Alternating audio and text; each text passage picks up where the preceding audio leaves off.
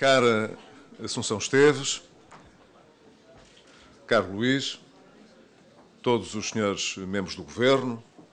que aqui estão presentes, os senhores deputados, senhoras e senhores deputados, todos os colaboradores do partido e do grupo parlamentar que aqui estão. Este ano foi um ano de uma enorme exigência, realmente. E foi um ano com muitas emoções também. Conseguimos, creio eu, lidar bem com elas e, tal como os portugueses esperam de quem exerce quer o Governo, quer a função legislativa no Parlamento, estarmos preparados para, em todo momento, reagir da melhor maneira, quer às adversidades, quer aos fatores positivos que vão emergindo e que nos dão ânimo para prosseguir nesta luta grande,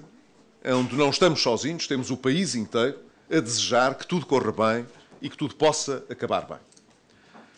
Eu estava a ouvir aqui o nosso líder parlamentar e estava realmente a pensar que se a tarefa de governar é muito exigente e várias vezes, do ponto de vista físico, é também duplamente exigente, que a função parlamentar não o deve ter sido menos, porque estava a ouvi-lo e a pensar que ele está precisado de umas boas férias de Natal, dava a impressão que acusava também este desgaste físico de um ano, que foi realmente um ano extremamente exigente. Mas se digo isto com uma pontinha de humor, é também porque quero aqui, perante todos, enaltecer e reconhecer o trabalho excepcional que ele fez à frente do grupo parlamentar durante toda esta tarefa esgotante deste ano, que com a nova sessão não abrandou em exigência e quero, portanto, agradecer-te, Luís, o magnífico trabalho que tens realizado como líder parlamentar, com certeza muito apoiado em toda a direção e em toda a equipa de deputados e de colaboradores, mas que tem vindo a revelar cada vez mais uma afirmação de liderança que o PSD aprecia seguramente e que os nossos eleitores não deixarão de reconhecer. Em segundo lugar, mas o que é merecido.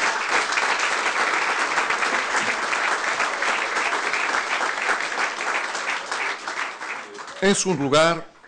queria dar a todos uma palavra também de estima e, ao mesmo tempo, de agradecimento pelo apoio permanente que nos têm dado a nós, que temos estado do lado do Governo, numa posição de maior exposição e de maior intervenção, que tem exigido realmente uma serenidade muito grande, mas também uma forte determinação. Nós estamos praticamente na nossa reta final de encerrar o programa de assistência económica e financeira. Ainda hoje tive a oportunidade de dizer isso, não são 6 meses que faltam, são 5 meses, porque o nosso programa termina no dia 17 de maio. E, nesses termos, eu julgo que é importante valorizar todos os aspectos importantes e positivos que já podemos colecionar e que nos ajudam a acreditar que esta nossa reta final será bem sucedida e de que, portanto, temos redobradas razões para olhar para o futuro com mais confiança. Nós sabíamos que tínhamos um papel muito exigente para representar, dado que os desequilíbrios que se acumularam na sociedade portuguesa e na economia portuguesa foram realmente muito grandes. De tal forma que, quando comparamos com outras situações que o país já viveu no passado, nomeadamente a última grande crise que vivemos em 1983 e em 1985, quando o país também teve de recorrer à ajuda externa para poder garantir a assunção de compromissos no plano externo e para manter também o equilíbrio interno, quando comparamos o que estamos a viver com essa época, aqueles que se recordam, e ainda são muitos, mas aqueles que não se recordam podem hoje aceder às comparações que são realizadas por entidades independentes, saberão constatar que a resposta que hoje obtivemos foi mais positiva do que aquela que se fez sentir nessa altura. Quando as restrições são grandes, quando não há dinheiro, quando nós somos obrigados a reduzir rendimentos e a encaixar-nos nas disponibilidades que temos, evidentemente que isso causa muita dor social e tem um impacto significativo sobre as pessoas e sobre as instituições. Mas é hoje claro que, quando medimos esses impactos em termos reais, nós temos hoje uma situação ao nível dos rendimentos das pessoas que não é desfavorável quando comparado com o que aconteceu em 1983 e 85. Os rendimentos reais dos portugueses caíram mais nessa altura do que agora, em face das medidas tão exigentes que tivemos de adotar. E quando olhamos para o conjunto das prestações sociais e, portanto, da realização das necessidades sociais que o Estado tem por missão garantir, verificamos também que, em termos reais, o valor dessas prestações caiu mais nessa altura do que agora. E isso é importante porque, nessa altura, nós tivemos de pedir emprestado ao estrangeiro muito menos do que pedimos desta vez. Desta vez pedimos mais de 40%, quase 45% daquilo que o país é capaz de produzir num ano, do nosso produto interno bruto, enquanto que dessa vez, em 83 e 85, tivemos de pedir aproximadamente 5% daquilo que produzíamos. Vejam bem a disparidade entre as necessidades que então se sentiram do ponto de vista do financiamento, e agora foram muito mais, e os resultados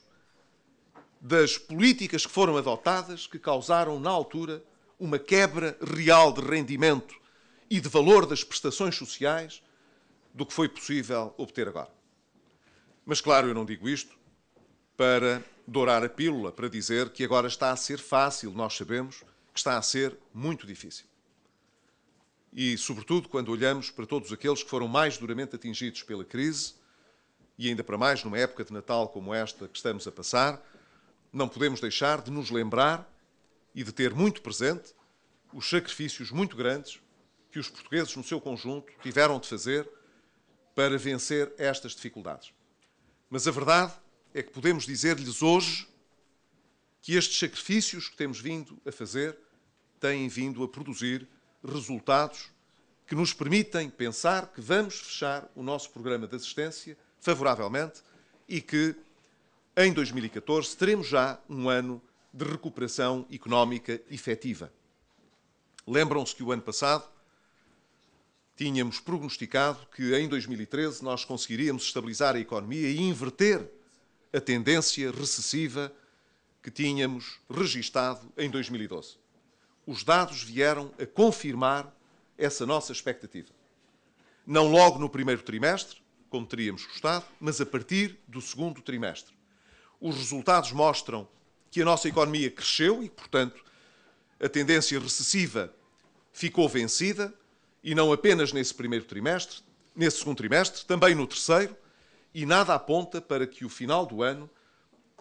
seja diferente e inverta esta tendência. O que significa, portanto, que as estimativas, quer do Banco de Portugal, quer da OCDE, que apontam para um crescimento da nossa economia em 2014, são estimativas não fruto do nosso desejo ou da nossa vontade de acelerar essa recuperação, mas dos dados que são observados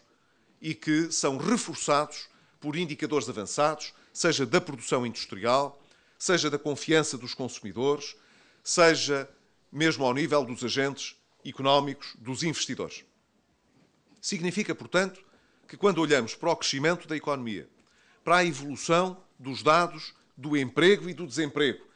os primeiros a aumentar em termos líquidos, o segundo a reduzir, não tanto quanto nós gostaríamos, mas consistentemente, mês após mês,